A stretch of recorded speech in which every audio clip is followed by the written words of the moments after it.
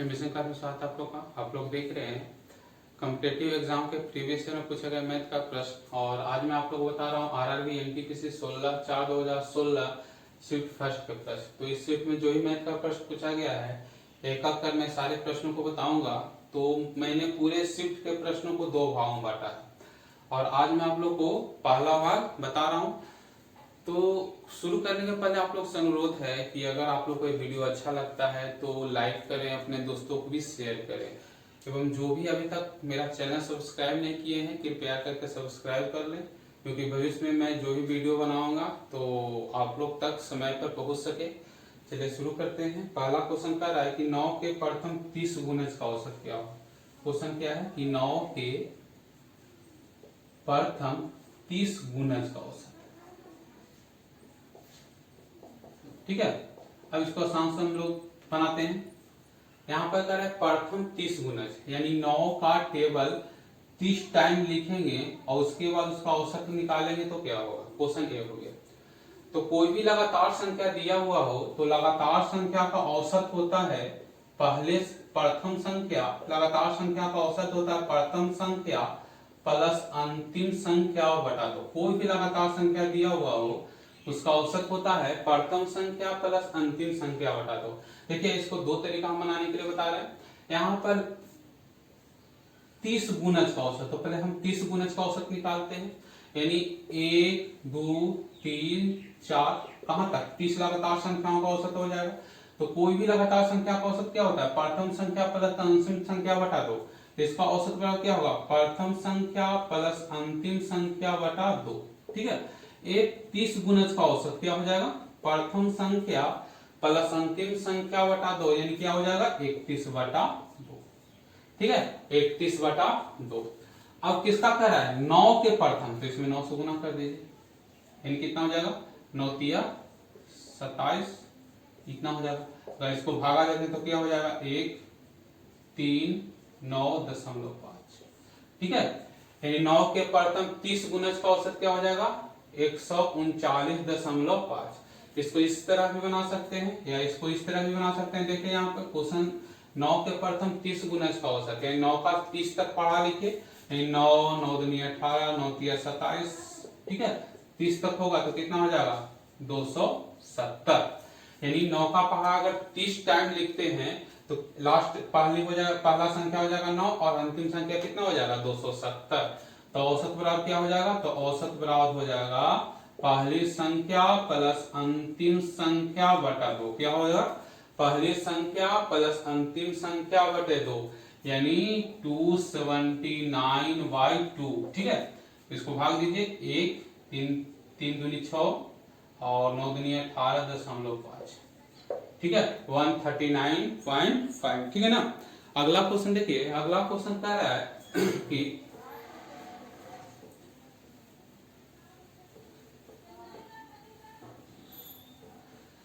देखिएगा अगला क्वेश्चन कह रहा है कि 12 संख्याओं का औसत 15 है। ठीक है, 12 संख्या का औसत कितना है 15 है। 12 संख्याओं का औसत कितना है 15 है। उसमें एक संख्या और शामिल कर लिया जाए तो औसत 16 हो जाता है, यानी एक संख्या शामिल करने पर औसत कितना हो जाता है 16 हो जाता है।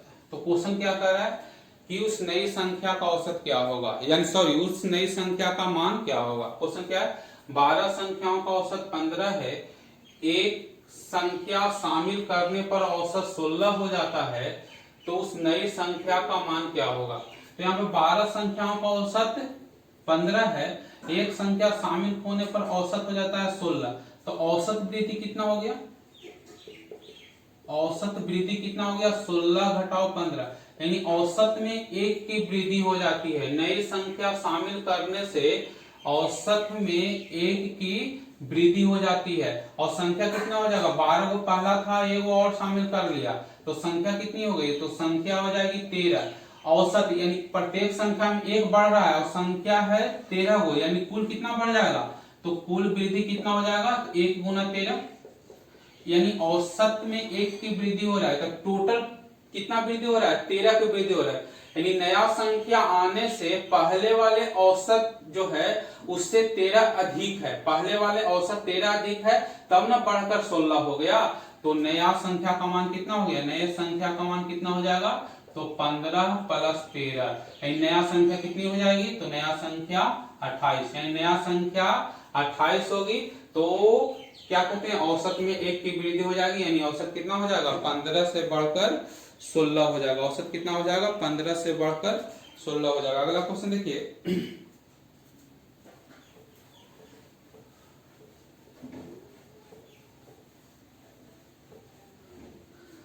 अगला क्वेश्चन कह रहा है कि 4 के पावर 13 में यदि 3 से भाग देंगे तो शेषफल क्या होगा। देखिए यहाँ पर ध्यान दीजिए, अगर 1 के पावर m भागा b हो, यहाँ पर ध्यान दीजिए, ठीक है। यदि 1 के, इसका बहुत सारा होता है, ठीक है, इसमें आपको एक बता रहे हैं आज क्योंकि इससे क्वेश्चन पूछा है। 1 के पावर m भागा b हो और शेषफल ज्ञात करना हो, तो यहाँ पर देखिए कंडीशन है कि यहाँ पर a और b लगातार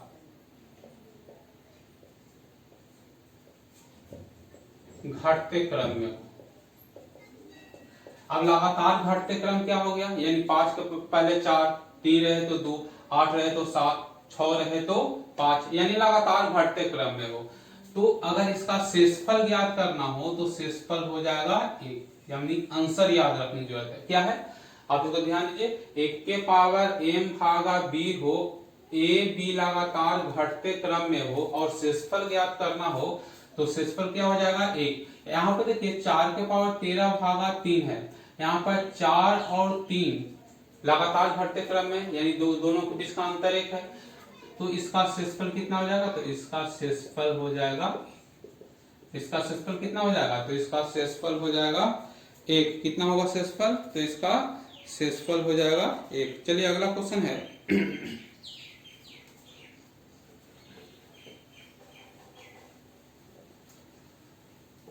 देखिए अगला क्वेश्चन है, अगला क्वेश्चन कह रहा है कि एक वितरण का माध्य 20 है। माध्य कितना है, 20 है। एक वितरण का जो है माध्य जो है 20 है एवं मानक विचलन 4 है। मानक विचलन जो है 4 है, ठीक है। एक वितरण का माध्य 20 है और मानक विचलन 4 है, तो उसका विचलन गुणांक क्या होगा। क्वेश्चन किसका पूछ रहा है, विचलन गुणांक। उसका क्या पूछ रहा है, विचलन गुणांक क्या होगा। यानी जनरली क्या कहते हैं, उस सांख्यिकी में इसका विचलन गुणांक प्रतिशत होता है, ठीक है। तो विचलन गुणांक बराबर होगा मानक विचलन और बटे माध्य, याद रख सकते हैं, और गुणे 100। विचलन गुणांक बराबर क्या होगा, तो मानक विचलन बटे माध्य गुणे 100। यहाँ पर देखिए मानक विचलन कितना है, तो 4 है, और माध्य कितना है, तो 20 है, और गुणे 100, ठीक है। अब कर दीजिए, यानी मानक विचलन कितना % हो जाएगा, तो मानक विचलन हो जाएगा आपका यहाँ पर 20%। मानक विचलन कितना % हो जाएगा, तो मानक विचलन हो जाएगा 20%। मानक विचलन बराबर क्या हो गया, तो सॉरी विचलन गुणांक बराबर क्या हो गया, मानक विचलन बटे माध्य गुणे 100, ठीक है। अगला क्वेश्चन देखिए,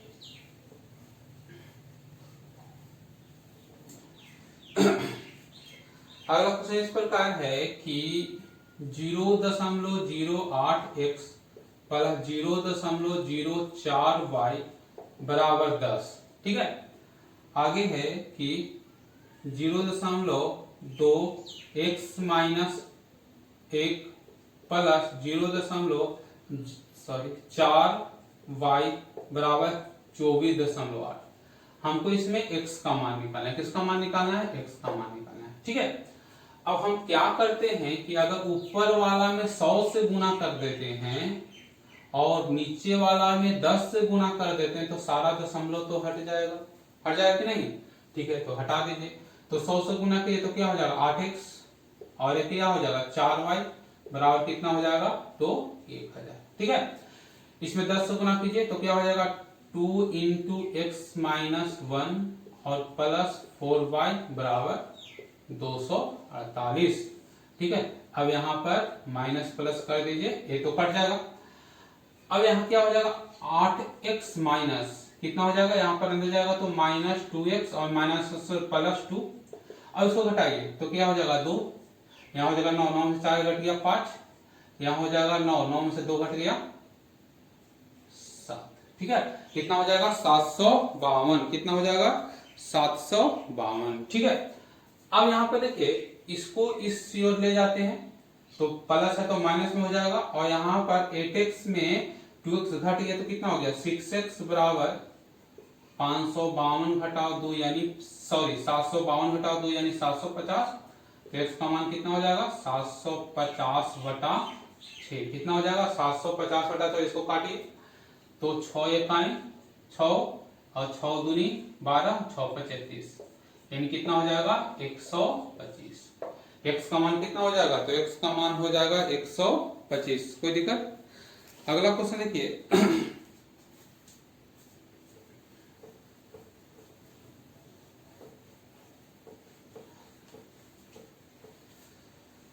देखिए अगला क्वेश्चन कह रहा है कि अगला क्वेश्चन है कि दीपक ने अपनी दुकान में उपलब्ध सामान को क्रय मूल्य पर बेचता है तो वह ग्राहक को धोखा देते हुए 20% कम तौलता है, तो उसे कितने परसेंट का लाभ होगा। क्वेश्चन को बड़ा सुनिए कि दीपक ने अपने दुकान में उपलब्ध सामान को क्रय मूल्य पर बेचता है लेकिन वह 20% कम तौलता है, तो उसे कितने परसेंट का लाभ होगा। कितना कम तौलता है, बहुत आसान तरीका बता रहे हैं।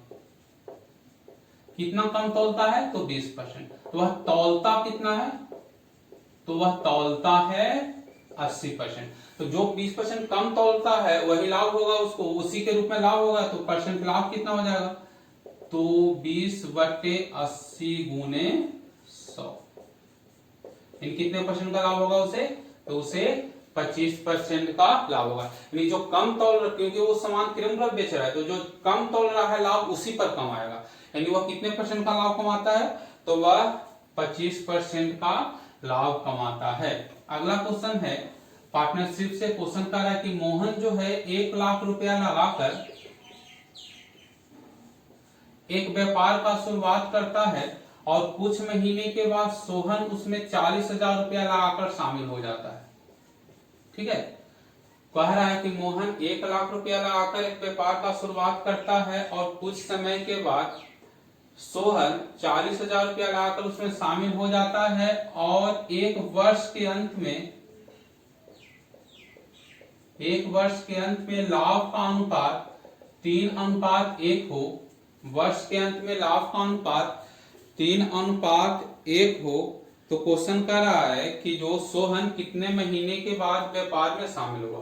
देखिएगा इस क्वेश्चन को हल करना तो इस प्रकार होगा कि लाभ का अनुपात कब निकलेगा, तो धन गुने समय का अनुपात जो रहेगा वही लाभ का अनुपात होगा। क्या, धन गुने समय का अनुपात लाभ का अनुपात होगा। यहाँ पर मोहन 1 लाख रुपया लगा रहा है, सोहन 40,000 रुपया लगा रहा है, 1 वर्ष का रहा है, यानी और 1 वर्ष में क्या महीना होता है, 12 महीना होता है, तो 1 लाख रुपया मोहन लगाया 1 वर्ष तक, यानी 1 लाख रुपया लगा रहा है 1 वर्ष यानी 12 महीना तक, और सोहन को नहीं दिया हुआ है कि कितना महीना तक लगाया, तो मान लीजिए टी माह तक लगाया, तो सोहन जो है 40,000 रुपया टी माह तक लगाया। तो अभी बताएं कि जो धन और समय के गुणनफल का जो अनुपात होगा वो लाभ के अनुपात के बराबर होगा। यानी मोहन 1 लाख रुपया लगाया 12 महीना के लिए और सोहन 40,000 रुपया लगाया 3 माह के लिए, तो लाभ कितना हो गया 3:1। इसको काट कूट कर दीजिए। ठीक है, 4×12 3, टी बराबर कितना 10 माह। ये क्या आया, सोहन उस व्यापार में कितने महीने तक रहा, 10 महीने तक, यानी जनवरी से व्यापार शुरू होता है तो मोहन जनवरी से दिसंबर तक रखता है, लेकिन सोहन जो है 2 महीने नहीं लगाता है, यानी मार्च से सोहन शुरू करता है दिसंबर तक, यानी सोहन के महीने तक लगाया व्यापार में रहा 10 माह तक। अब क्वेश्चन क्या कर रहा है कि सोहन कितने महीने के बाद व्यापार में शामिल हुआ, यानी 10 महीना तक लगाया, कितने महीने बाद आया, तो 12, एक साल में 12 महीना होता है, 10 महीने तक लगाया, यानी 2 माह बाद ठीक है। सोहन कितने माह बाद आया, तो सोहन उस व्यापार में जो है 2 माह बाद आया, ठीक है।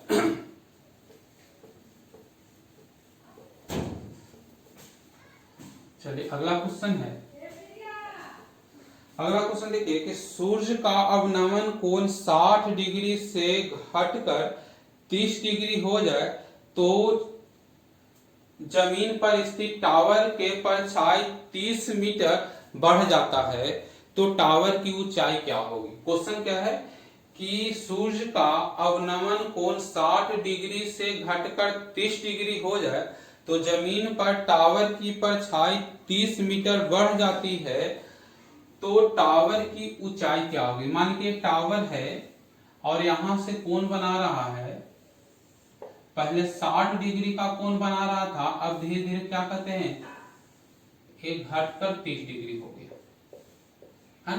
तो अब पहले यहां से यहां तक जो परछाई जो है वो 30 मीटर बढ़ गया, तो टावर का ऊंचाई क्या होगा, ठीक है। टावर का ऊंचाई क्या होगा। देखिए एक बहुत आसान ट्रिक बताने, यहाँ 60 है यहाँ 30 है और ये वाले 60 और 30 में लागू होता है, ठीक है। कुछ भी रहे, अगर इसका मान दिया हुआ है, इसका मान x दिया हुआ है, तो ये हो जाएगा x/2, ठीक है, और ये हो जाएगा √3x/2, ठीक है। ऐसा क्वेश्चन दे तो आप लोग बहुत आसान से बना सकते हैं। क्या है ये 60 और 30 में लागू होगा, इसके लिए हम स्पेशल एक वीडियो भी बनाएंगे, उसको पूरा अच्छे समझाएंगे कैसे होता है और इसको समझे। तो अगर ये x दिया हुआ है तो ये हो जाएगा x/2 और ये हो जाएगा √3x/2। हमको h का मान निकालना है, तो h बड़ा क्या हो जाएगा, तो बहुत आसान से बनेगा 3 × 30/2, यानी कितना हो जाएगा 15 √3 मीटर। कितना हो जाएगा 15 √3 मीटर, कितना हो जाएगा 15 √3 मीटर, ठीक है। अब इसको बनाइए कैसे, वो ये देख लीजिए। ये तो हो गया एक स्ट्रिक हो गया, एक शॉर्ट हो गया।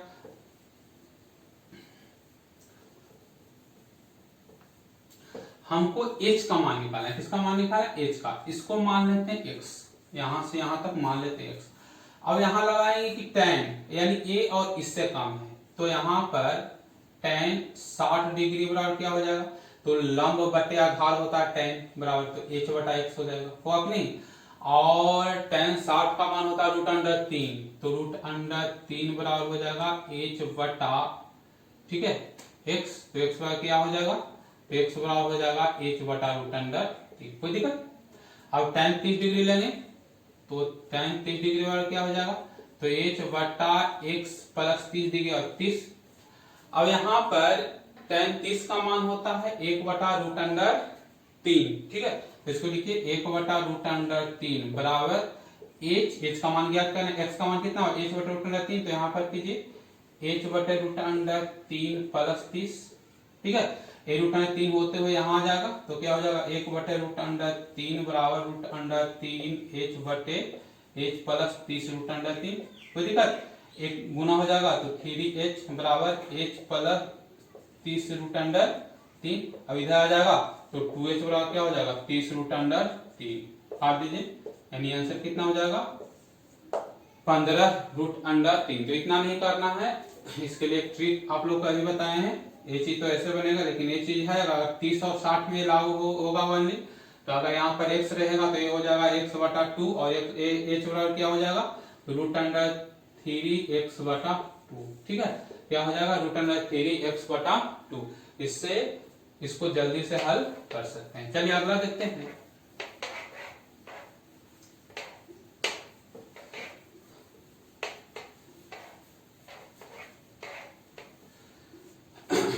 अगला क्वेश्चन कह रहा है कि क्वेश्चन इस प्रकार है, जब बबलू जूते का विक्रय मूल्य को 360 रुपया से घटाकर 345 रुपया कर दिया तो उसे 4% का अधिक हानि हुआ। अधिक हानि हुआ तो जूते का विक्रय मूल्य क्या होगा। क्या है, बबलू जो है जूते को जो बेचता है 360 रुपया पहले उस पर दाम लिखा, उसके बाद वो दाम को घटाकर कर दिया 345 रुपया, तो क्या कर रहा है 4% का हानि अधिक होता है। अब 4% का हानि क्यों हुआ? क्योंकि जूते का दाम घटा दिया। अब कितना रुपया घटा दिया? तो 360 घटाओ 345 यानी 15 रुपया घटा दिया। यानी जो 4% जो हानि है वो जूते के मूल्य घटाने पर प्राप्त हानि के बराबर होगा। ठीक है, यानी कितना रुपया के हानि के बराबर होगा? 15 रुपया हानि, यानी 1% का कितना हो जाएगा? 15/4। और यहाँ पर क्रेमूल कितना हो जाएगा? 100% क्रेमूल होगा। क्रेमूल कितना हो जाएगा? 15/4 गुने 100। अब इसको गुना कीजिए, तो जल्दी से गुना करना सीखिए। तो 15 का, तो 15 पचे 15, पूरे 15 में 5 से गुना कीजिए, 15 पचे 75। ठीक है, 7 हासिल हो जाएगा, और 15 दूनी 30 और 7 37, यानी उसका क्रेमूल कितना हो जाएगा? 375 रुपया। क्रेमूल कितना हो जाएगा? 375 रुपया। अगला क्वेश्चन देखिए,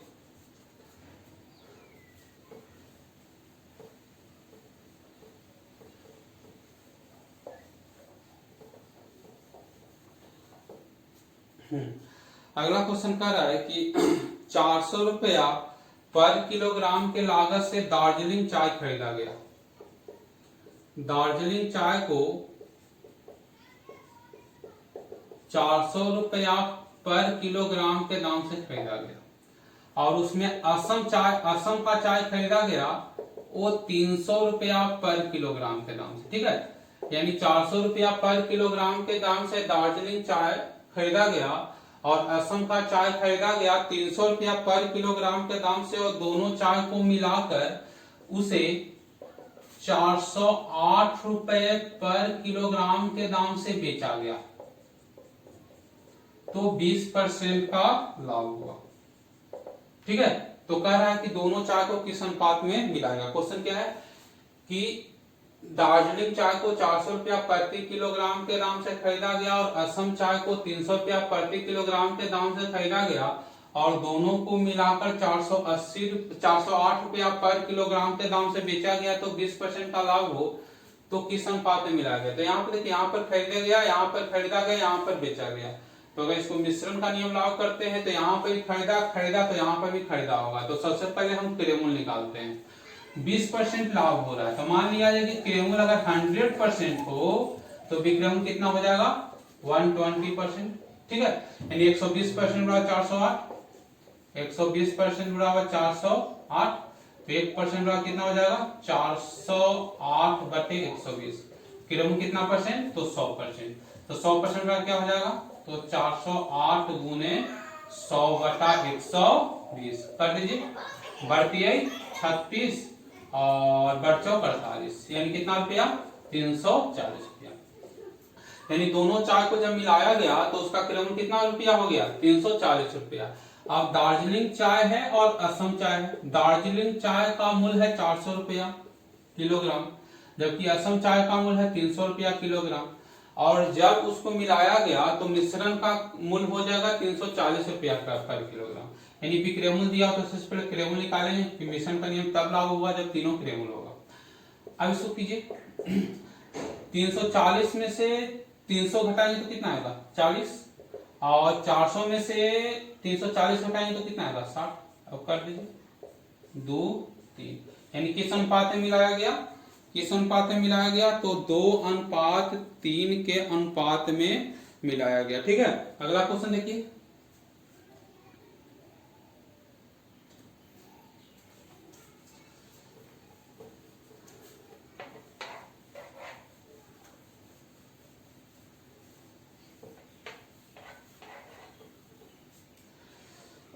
क्वेश्चन है कि वह न्यूनतम संख्या ज्ञात कीजिए जिसमें 12, 15, 18, 27 से भाग देने पर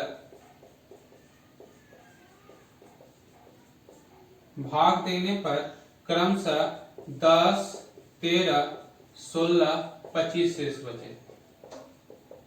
क्वेश्चन क्या है कि वह न्यूनतम संख्या ज्ञात कीजिए जिसे 12, 15, 18, 27 से भाग देने पर क्रमशः 10, 13, 16 और 25 शेष बचे। देखिए इसको पहले बता रहे हैं यहाँ पर। अगर कहा है कि वह छोटी से छोटी संख्या ज्ञात कीजिए जिसमें A, B, C से भाग देने पर नियम बता रहे हैं, देने पर क्रमशः एक्स वाई और जेड शेष बचे, एक्स वाई। तो यहां पर देखिए समस्या का अगर नियम लागू करना हो तो इसमें एक कंडीशन होना चाहिए कि a घटाओ x बराबर होना चाहिए, b घटाओ y बराबर होना चाहिए, c घटाओ z ये बराबर होना चाहिए। a घटाओ x बराबर होना चाहिए, b घटाओ y का और बराबर होना चाहिए c घटाओ z का। मान लीजिए बराबर संख्या p है तो हम न्यूनतम संख्या बराबर हो जाएगा a b c का LCM घटाओ p। संख्या बराबर क्या हो जाएगा a b c का LCM घटाओ p। अब इसमें देखते हैं एक कंडीशन फॉलो करता है कि नहीं। एक कंडीशन फॉलो करेगा तो आसान से बन जाएगा। 12 से भाग देने पर 10 शेष बचे तो 12 घटाओ 10, 15 से भाग देने पर 13 शेष बचे 15 घटाओ 13, 18 से भाग देने पर 16 शेष घटे 18 घटाओ 16 और 27 से भाग देने पर 25 शेष घटे 27 घटाओ 25। हर स्थिति में कितना शेष आ जाएगा तो हर स्थिति में घटाकर आ जाता है 2। हर स्थिति में घटाकर कितना आएगा तो हर स्थिति में घटाकर 2 आएगा। तो क्या यहाँ पर हो जाएगा 12 15 18 27 का LCM घटाओ 2। 12 15 18 27 का LCM हो जाएगा 540 घटाओ 2, यानी 540 में अगर 2 घटाएंगे तो 538। कितना आंसर हो जाएगा इसका तो 538। इसका आंसर कितना होगा तो 538। ठीक है, देखिए एक दो क्वेश्चन और है।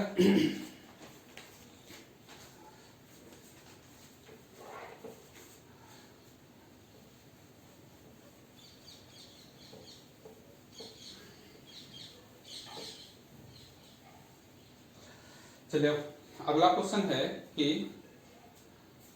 0.63 10.5 2.1 और 4.20 का LCM क्या होगा। ठीक है, अब यहाँ पे देखिए इसको क्या लिख सकते हैं 63/100, इसको क्या लिख सकते हैं 105/10, इसको क्या लिखेंगे 21/10, इसको क्या लिखेंगे 420/100। यहाँ पर हर के जगह सबसे बड़ा कौन है 100 है तो सब हर को 100 के रूप में बदलते हैं। ऐसा क्वेश्चन रहे तो कभी गलती नहीं होगा। ठीक है, तो यहाँ पर 100, यहाँ पर एक 0 बैठेगा 100 हो जाएगा तो ऊपर भी 0 बैठाना पड़ेगा।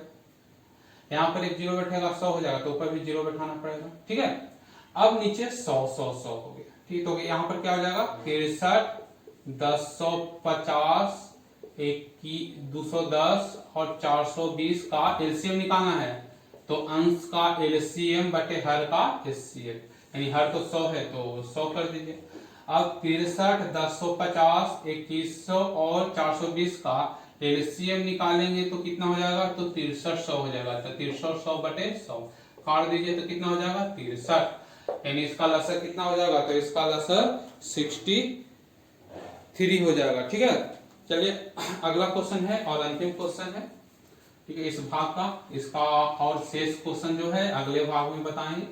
तो अंतिम क्वेश्चन देखिए, क्वेश्चन है इस प्रकार की, बहुत आसान क्वेश्चन कि एक त्रिभुज के तीनों कोनों का अनुपात 2:5:8 है तो छोटा कोण कौन सा होगा।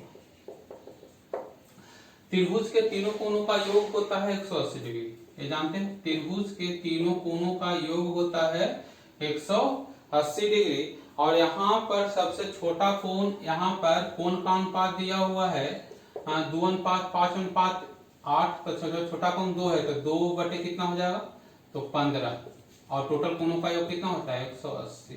ये कितना बार में घटेगा तो 12, तो 12 दूनी 24, यानी सबसे छोटा कोण क्या हो जाएगा 24 डिग्री। तो इसका अगला भाग जो है एक पहला भाग आज बताएं और जो शेष क्वेश्चन है वो हम लोग अगला भाग में देखेंगे।